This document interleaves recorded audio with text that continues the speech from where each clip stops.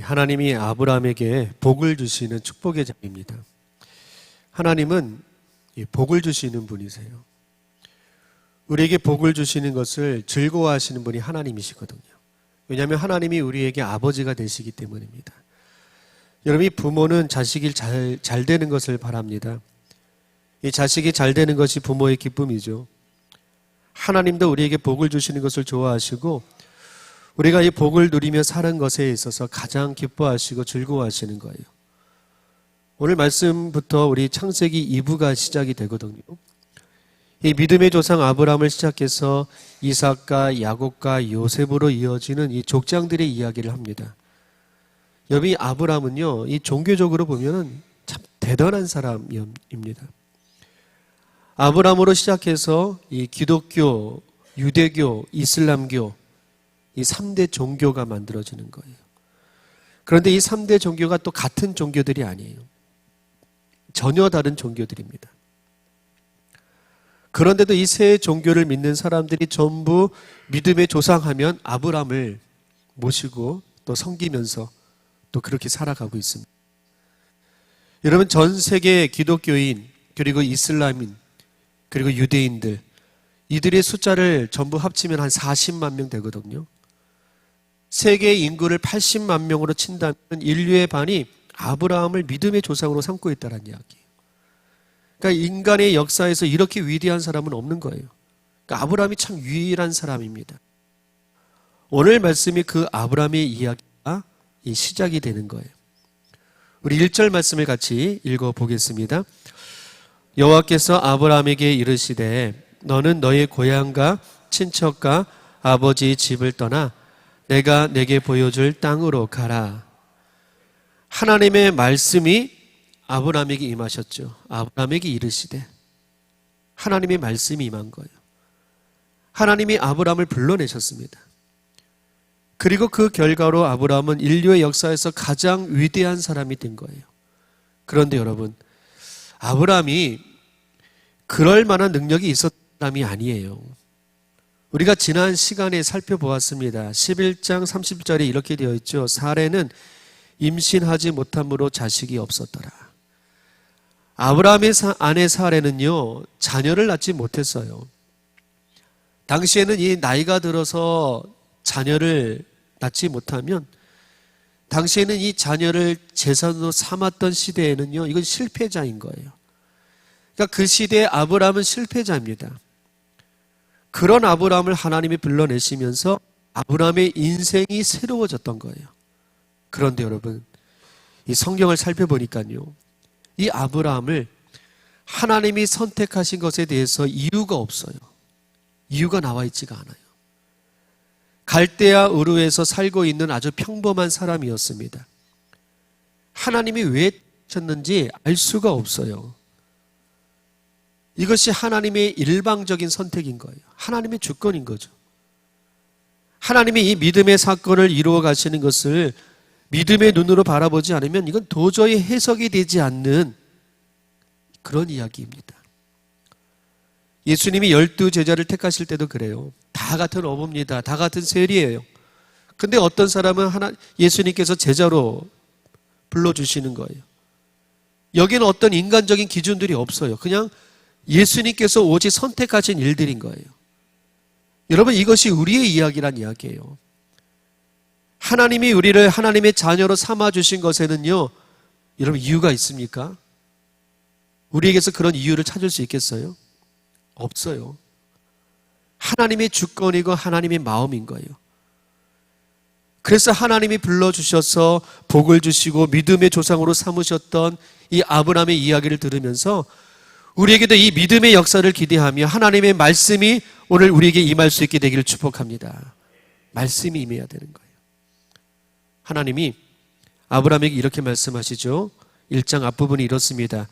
너는 너의 고향과 친척과 아버지의 집을 떠나. 하나님이 아브라함에게 하신 처음 말씀이 뭐냐? 너의 고향과 친척과 아버지의 집을 떠나라는 거예요. 여러분, 이 말씀이 가족들하고 이별하고 고향을 떠나가라 이런 말씀이 아니에요. 내가 살고 있는 이 고향과 친척과 가족들은요, 나에게 있어서 지나온 과거들을 이야기하는 겁니다. 나의 죄가 가득했던 그 과거와 단절하라는 거예요. 옛날의 삶을 끊어버리고 새로운 관계로 우리 살아가자는 겁니다. 그래서 과거의 나를 버린다는 것은 나를 중심으로 살았던 그 사고방식들을 버리라는 겁니다.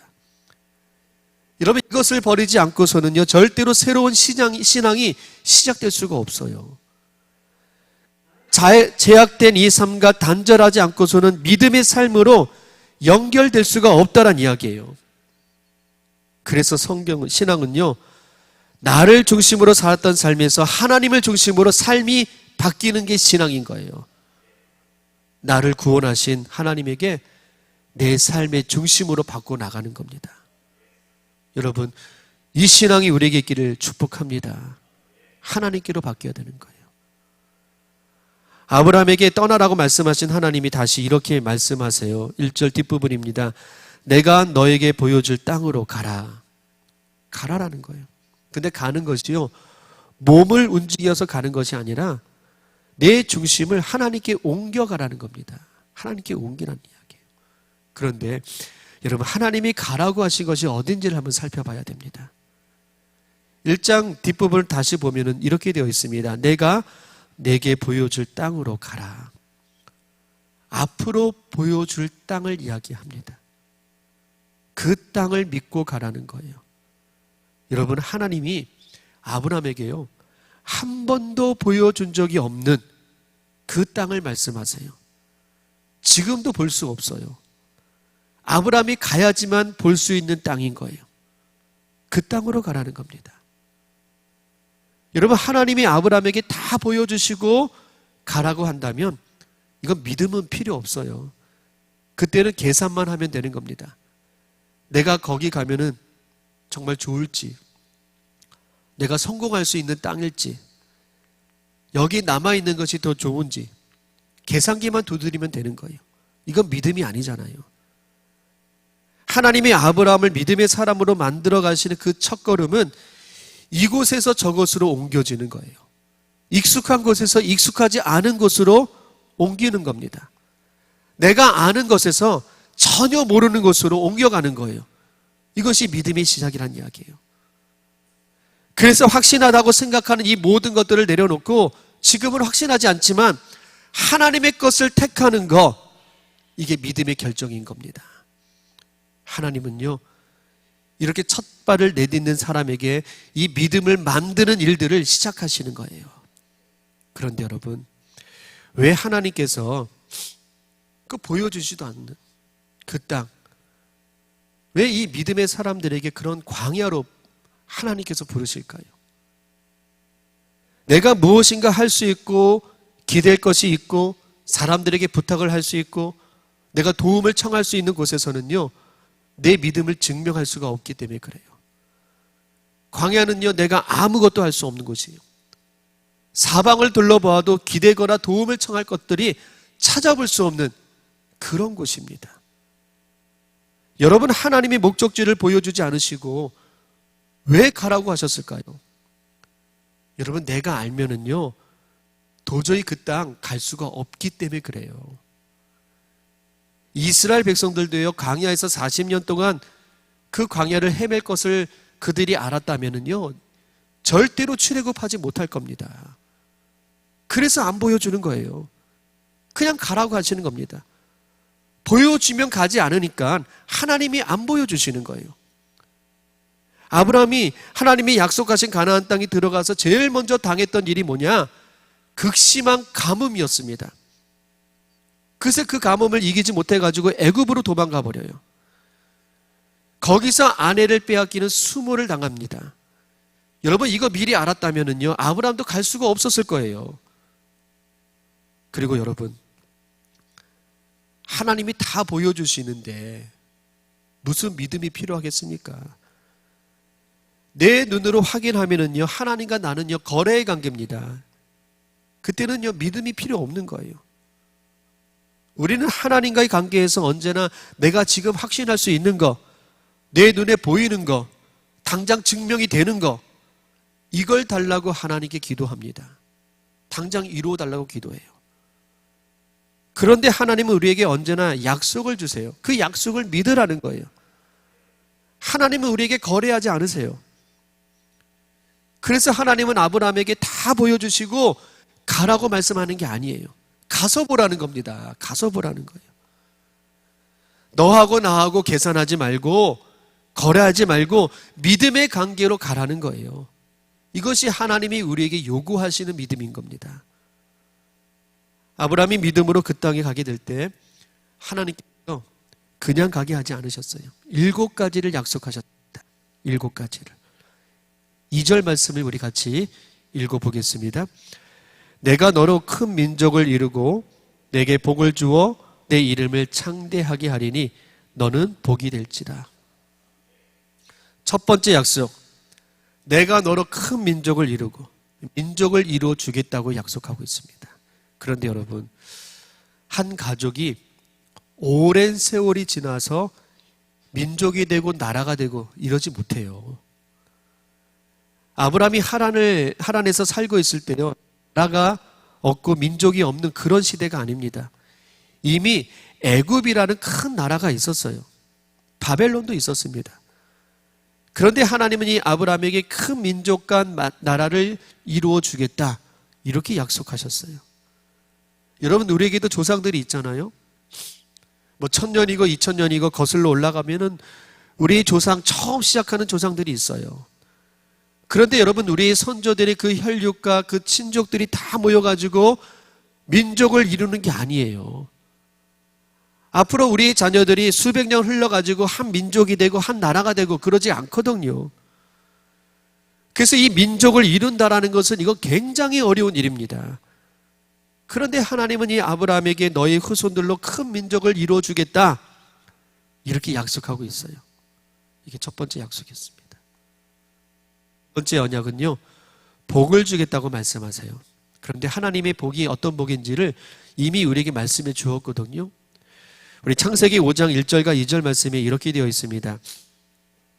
하나님이 사람을 창조하실 때 하나님의 모양대로 지으시되 남자와 여자를 창조하셨고 그들이 창조되던 날에 하나님이 그들에게 복을 주시고 그들의 이름을 사람이라 일컬으셨더라. 하나님의 모양대로 남자와 여자를 만드셨어요. 그 다음에 그들에게 복을 주셨습니다. 그리고 그들의 이름을 사람이라고 불러주셨어요. 그래서 하나님의 복은 뭐냐? 남자와 여자가 사람답게 살아가는 거, 이게 복이란 이야기예요. 사람답게 살아가는 거. 여러분, 우리가 사람으로 살면은요, 아무 문제가 없어요. 하나님이 바라시는 그 사람만 되면은요, 좋은 아버지, 이거 저절로 되는 거예요. 사람만 되면은요, 좋은 어머니가 되는 거예요. 사람만 되면은요, 좋은 자녀가 되는 거예요. 여러분, 교회에서도요, 사람이 되면은요, 좋은 목사 되고요, 좋은 장로 되고 좋은 권사 되는 거예요. 그러니까 사람이 되는 것이 하나님의 복이란 이야기예요. 그리고 하나님이 아브라함에게 이 복을 주시겠다고 약속을 하셨는데 이 복을 한 번만 주고 끝나는 게 아닙니다. 우리 말로는요, 계속해서 반복해서 주시겠다고 말씀하고 있어요. 무슨 말씀이냐면 계속해서 사람답게 살도록 하나님께서 책임져 주시겠다라는 거예요. 책임져 주시겠다. 그래서 이 아브라함이 복의 사람이 될 수가 있었던 겁니다. 그 수많은 시험 속에서, 그 수많은 실패 속에서, 그 수많은 부족함 속에서 다시 일어나서 믿음의 걸음을 걸을 수 있었던 것은 하나님께서 계속해서 사람다운 이 복을 주셨기 때문에 그런 거예요. 하나님이 세 번째 약속을 하십니다. 너희의 이름을 창대하게 해주겠다. 여러분, 이름을 창대하겠다는 이 말은요, 히브리 말로 명예롭게 해주겠다는 이야기입니다. 아브라함, 이 말만 들으면 누구나 인정해주고 존경하는 그런 명예로운 이름으로 만들어 주겠다는 이야기입니다. 그리고 네 번째 약속은 너는 복이 될지라, 이렇게 약속합니다. 그러니까 복이라는 그 자체가 된다는 이야기예요. 더 이상 복을 구하지 않아도 되는 거예요. 더 이상 이 복에 목마른 사람처럼 살지 않아도 되는 겁니다. 여러분, 이거 엄청난 복인 거예요. 복의 사람이 어떤 사람인지 아브라함을 모델로 삼아 주시겠다는 이야기입니다. 그래서 우리는 복하면 아브라함을 떠올리는 거예요. 40억이 넘는 사람들이 아브라함을 믿음의 조상으로 삼고 있습니다. 그러니까 하나님은 이 아브라함에게 복을 받는 사람이 어떤 사람인지 모델로 만들어 주셨던 겁니다. 여러분, 이 복을 우리도 받을 수 있게 되기를 축복합니다. 3절 말씀을 우리 같이 읽어보겠습니다. 너를 축복하는 자에게는 내가 복을 내리고 땅의 모든 족속이 너로 말미암아 복을 얻을 것이라 하신지라. 아멘. 5번째 약속이 이 말씀에 있는데요. 너를 축복하는 자에게 하나님이 복을 내리겠다. 이 말은요, 아브라함을 하나님과 똑같이 여기겠다는 이야기입니다. 아브라함을 하나님이 똑같이 생각한다는 이야기예요. 그래서 누구든지 아브라함에게 잘하면 누구에게 잘하는 거예요? 하나님에게 잘하는 겁니다. 그래서 하나님이 그들에게 복을 주시겠다는 이야기예요. 여러분, 하나님이 이 아브라함을 하나님과 똑같이 여기겠다라는 거, 이거 엄청난 이야기인 거예요. 그리고 6번째 약속은요, 그 반대죠. 너를 저주하는 자에게는 하나님이 저주할 것이라고 말씀하세요. 누군가 너를 저주하면 하나님에게 저주한 것으로 여겨가지고 하나님이 그 사람을 저주할 것이라고 말씀합니다. 그래서 누구도 아브라함에게 함부로 욕을 하고 비난하지 못하도록 하나님의 그 능력으로 반드시 심판하시겠다는 이야기예요. 여러분, 이거 정말 엄청난 복을 우리에게 약속하고 있는 거거든요. 더 이상 인간관계에 묶일 필요가 없다는 이야기입니다. 인간관계에 묶여 살아간 우리를 하나님께서 풀어주시겠다는 이야기입니다. 우리 자신이 복이 되는 순간에 우리는 더 이상 사람들에게 인정받으려고 애를 쓸 필요가 없는 거예요. 진정한 자유인이 되는 겁니다. 내가 누구에게 이득을 받고 내가 누구 때문에 손해를 당하고 이렇게 사람들에게 묶여 사는 것에서 우리가 자유하게 되고 더 이상 이 미래를 불안하고 염려하고 근심하지 않아도 되는 그런 인생으로 살게 된다는 이야기입니다. 이게 복의 사람의 의미예요. 하나님이 똑같이 대해 주시겠다는 거예요. 여러분, 우리가 이 약속을 믿는다면, 이 하나님의 이 복을 믿는다면 우리가 사람들에게 여러분 축복해 줘야 됩니다. 그 축복이 누구에게 오는 거예요? 다시 나에게 오는 거예요. 여러분, 절대로 하나님의 사람들에게 저주하지 않게 되길 바라요. 그 저주가 나에게 오는 거예요. 우리가 이 복을 믿는다면 우리는 칭찬하는 사람으로, 복을 축복해 주는 사람으로 우리가 그렇게 살아갈 수 있게 되길 바라겠습니다. 마지막 7번째 약속은요, 땅의 모든 족속이 너로 말미암아 복을 얻을 것이다. 그래서 이 세상의 모든 족속이 아브라함으로 인해서 복을 받게 되는 거예요. 여러분, 이 말씀을 통해서 아브라함의 후손에서 메시아가 나왔고요, 그 메시아로 인해서 모든 사람들이 복을 받게 된 겁니다. 예수 그리스도의 족보가 마태복음 1장 1절에 기록이 되어 있어요. 말씀이 이렇게 되어 있죠. 아브라함과 다윗의 자손 예수 그리스도의 계보라. 예수님의 이름이 아브라함의 족보에 기록이 되어 있습니다. 그래서 아브라함의 족보에서 태어난 예수님으로 온 세상의 족속들이 다 복을 받았던 거예요. 하나님이 이렇게 7가지를 약속해 줬습니다. 정말 엄청난 약속이에요. 그런데 이렇게 엄청난 약속이지만 아브라함의 현실을 보면은요, 이건 믿기가 어려운 약속이에요. 도저히 믿을 수 없는 하나님의 말씀인 거예요.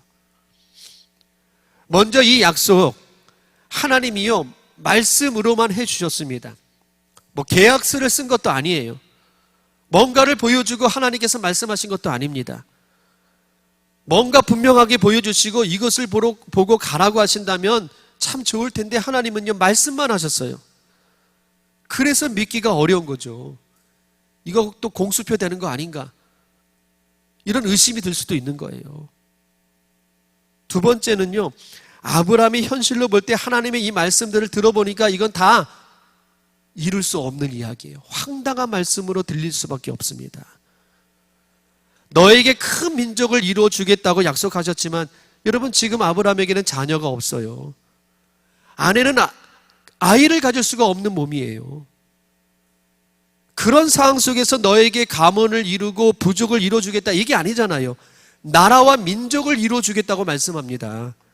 이건 아브라함의 편에서 볼 때는요, 도저히 일어날 수 없는 황당한 이야기로 들을 수밖에 없는 거예요. 세 번째로, 너의 이름을 창대하게 해주겠다, 명예롭게 해주겠다, 이렇게 말씀하시지만 여러분, 그 시대 이 아브라함은요, 실패자입니다. 사람들에게 조롱거리였었어요. 그러니까 지금의 현실은 자녀가 한 명도 없는, 정말 지지리도 복이 없는 그런 사람이 아브라함이었던 거예요. 그런데 그런 아브라함에게 너는 그 복 그 자체로 내가 만들어주겠다, 너 때문에 모든 족속이 복을 얻을 것이다. 지금의 현실로 봐서는 이건 너무나 황당한 약속들이었던 겁니다. 그런데 여러분, 중요한 것은 이 다음부터입니다. 아브라함이 어떻게 하느냐? 4절 말씀을 같이 읽어볼게요. 이에 아브라함이 여호와의 말씀을 따라갔고, 아브라함이 하란을 떠날 때 75세였더라. 아브라함은요, 그 어떤 것도 본 것이 없어요. 하나님이 주신 증거도 없습니다. 아무것도 없지만 아브라함은 하나님의 말씀을 따라갔어요. 믿고 간 겁니다. 계산하지 않았어요. 주저하지 않았습니다. 그 말씀에 인생을 걸었던 거예요. 여러분, 우리가 이렇게 되길 축복합니다. 말씀을 따라가기를 축복해요. 근데 말씀을 계속 보면은요, 4절 뒷부분이 이렇습니다. 롯도 그와 함께 갔으며. 아브라함은 여호와의 말씀을 따라갑니다. 그런데 이 롯은요, 하나님의 말씀을 따라가는 게 아니에요. 앞에 보이는 삼촌 아브라함을 보고 가는 겁니다. 똑같이 하란을 떠나서 똑같이 가나안 땅으로 가는 거예요. 그런데 이 두 사람이 차이가 있습니다. 아브라함은 눈에 보이지 않는 하나님의 이 말씀을 따라갔던 것이에요. 그런데 롯은요, 자기 앞에 보여 있는 삼촌 아브라함을 보고 따라가는 겁니다. 그래서 이 가나안 땅에서 이 롯은요, 자기 눈에 화려하게 보이는 그 소돔을 선택해서 결국에는 몰락하게 되고 맙니다. 똑같이 하란을 떠나서 똑같이 가나안 땅으로 이동하고 똑같이 했는데 아브라함과 롯에게는요, 너무나 분명한 차이가 있었던 겁니다. 말씀을 따라가느냐, 사람을 따라가느냐, 하나님을 따라가느냐, 세상을 따라가느냐, 여기서 그 결과가 이렇게 무섭게 달라지고 있는 것을 볼 수가 있는 겁니다. 여러분, 우리가 지금 여기에 앉아 있는 이유는요, 우리가 하나님께 예배드리기 위해서 여기 앉아 있는 겁니다. 우리가 다 같이 모여가지고 하나님께 예배드리고 있어요. 그런데 아쉽게도 우리에게도 아브라함이 있고 롯이 있다는 이야기예요. 여러분, 우리 중에도요, 하나님의 이 말씀을 따라가기 위해서 앉아있는 아브라함이 있어요. 내가 이 말씀 붙들며 살겠다, 그 마음으로, 그 믿음으로 여기에 앉아있는 아브라함이 있어요. 그런데 똑같이 앉아있지만 하나님의 말씀을 따르기보다는 내 삶이 급해지고 욕심이 생기면 소돔을 선택하는 그 롯과 같은 사람이 아쉽게도 여기에 있다는 이야기예요. 그런데 지금의 이 모습에서는요, 누가 아브라함이고 누가 롯인지 구별이 되지 않습니다. 그런데 예배를 드리고 나서 삶에서 보면 아브라함과 롯이 그 차이가 분명히 드러나는 거예요. 그리고 그 결과는 더 크게 달라질 수밖에 없다는 이야기입니다. 여러분, 우리 롯이 되지 않게 되길 바라겠습니다. 아브라함의 인생이 되기를 축복합니다. 우리가 평생 따라가야 할 것은 하나님의 말씀인 거예요. 우리가 이것을 잊지 않고 하나님의 이 말씀을 따라가는 믿음의 사람이 되시기를 주님의 이름으로 축복합니다. 우리 같이 기도하겠습니다. 아브라함과 롯은 누구를 따라가느냐, 그 결과를 우리가 성경에서 확인할 수 있습니다. 우리는 아브라함의 신앙이 되어야 됩니다. 말씀을 따라가야 되기를 바라겠습니다. 그래서 아브라함처럼 복을 받는 그런 삶이 될 수 있게 되기를 우리 같이 기도하겠습니다. 기도합니다.